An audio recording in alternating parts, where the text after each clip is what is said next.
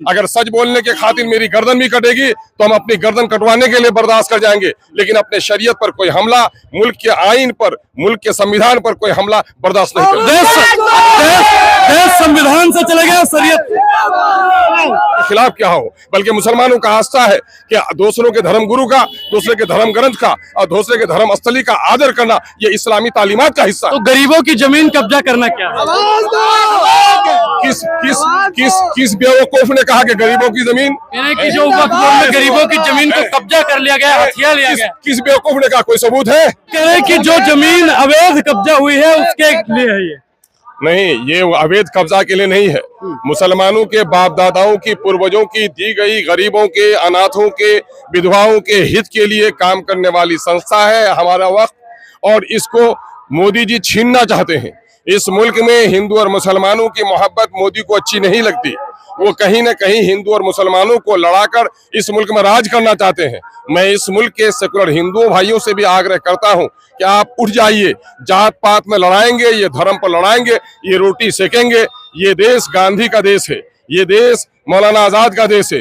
टीका टोपी ने जब मोहब्बत की है, अंग्रेजों को हमने भगाया है, और टीका टोपी में अगर नफरत पैदा होगी तो फिर ये मुल्क गुलाम हो जाएगा। कौन लड़वा रहा है? क्यों वक्फ बोर्ड लड़वा रहा है? पूरी दुनिया जान रही है कि मोदी ने धार्मिक उन्माद फैलाकर ही गद्दी हासिल की है। खून बहाकर की, खून की होली खेलकर उसने गद्दी हासिल की है। फिर एक बार वो चाहते हैं कि हिंदू और मुसलमानों के दरमियान में दूरी पैदा करें, और हम ये समझते हैं जो मौजूदा वक्त पूरे देश में देखा जा रहा है, हिंदू मुसलमान सारे सेकुलर लोग जिस तरह खड़े हुए हैं, मुझे विश्वास है कि देश में मोदी जी के नापाक इरादे कमजोर होंगे। हम सब कुछ बर्दाश्त कर सकते हैं, लेकिन हिंदू और मुसलमानों का इत्तेहाद को तोड़ने नहीं देंगे। आप लोगों ने क्यूआर जारी किया, इससे इतना मेल हुआ, उससे कुछ फायदा नहीं मिला? फायदा नहीं मिला। हम लड़ेंगे, आखिर हद तक लड़ेंगे। हम किसी पर डंडा नहीं उठाएंगे। अगर सच बोलने के खातिर मेरी गर्दन भी कटेगी तो हम अपनी गर्दन कटवाने के लिए बर्दाश्त कर जाएंगे, लेकिन अपने शरीयत पर कोई हमला, मुल्क के आईन पर, मुल्क के संविधान पर कोई हमला बर्दाश्त नहीं करेंगे। देश संविधान से चलेगा, शरीयत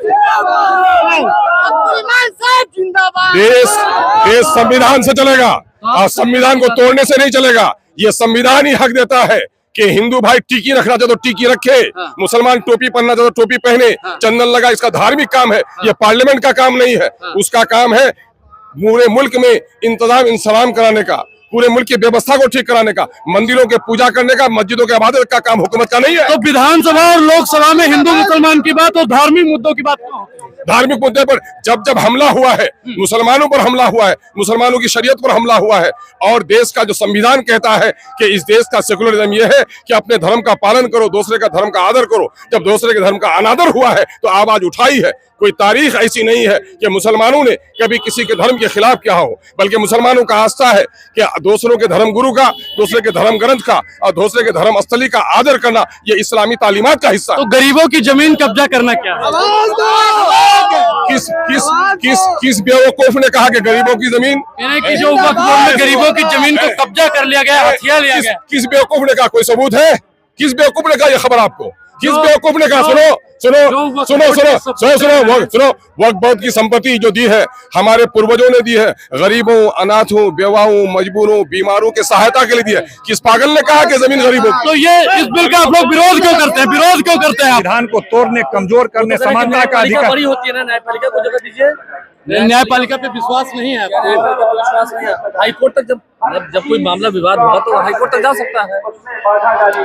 हर धर्म में जो व्यवस्था बनी हुई है उस व्यवस्था के खिलाफ ये व्यवस्था लाई जा रही है। धार्मिक स्वतंत्रता है हमारे, उस पर यह हमला है। क्या लगता है ये चुनावी साल इसलिए समानता का जो अधिकार है, हिंदू को अधिकार, बौद्ध को अधिकार, जैनों को अधिकार, उसी तरह मुसलमानों को भी अधिकार है, मुसलमानों का अधिकार छीना जा रहा है। और केवल छीना नहीं जा रहा है बल्कि इसके माध्यम से पूरे देश में दंगा फसाद कराने की योजना है, ताकि वो चाहते हैं कि भाई अपने नाकामी को छुपा करके हम 50 साल की राजनीति कर सकें, लोग लड़ते रह जाएं और हम अपना जुल्म अन्याय करते रहें। अरे जो अवैध जमीन कब्जा हुई है उसके लिए है, नहीं गरीबों की जमीन को कब्जा कर लिया गया। ऐसा कहीं कोई शिकायत नहीं है। दिखा दे पूरे बिहार में ऐसा 100, 10, 20 मामला भी। ये केवल काला कानून है। तमाम देश की संपत्ति अडानी अंबानी को दे दिया। अब वक्फ की संपत्ति पर किनकी काला निगाह है और वो उसको संपत्ति को भी चाहते हैं कि अपने मित्रों को दें। इसलिए ऐसा कानून लाते हैं कि हर शहर में 2, 4, 10 संपत्ति वो देने का काम करेंगे। ये एक बहुत बड़ी साजिश है और राष्ट्रीय जनता दल पूरी ताकत से वक्त जो है ये काला कानून है, हमारे नेता लालू प्रसाद जी भी अभी आए, तेजस्वी यादव आए और पार्लियामेंट से लेके राज्यसभा से लेके विधानसभा से लेके विधान परिषद से लेकर के सड़क तक राष्ट्रीय जनता दल साथ है और भारत के संविधान को तोड़ने की कोशिश, कमजोर करने की जो कोशिश है उसको हम कामयाब नहीं होने देंगे। यह काला कानून बाबा साहब अम्बेडकर के विचारधारा पर हमला है। यह काला कानून महात्मा गांधी की जो एकता का और समानता का जो विचारधारा उस पर हमला है। या लाखों लोग जो शहीद होकर के देश को गुलामी से आजादी दिलाए उनके विचारों पर यह हमला है। कतई राष्ट्रीय जनता दल बर्दाश्त नहीं करेगा।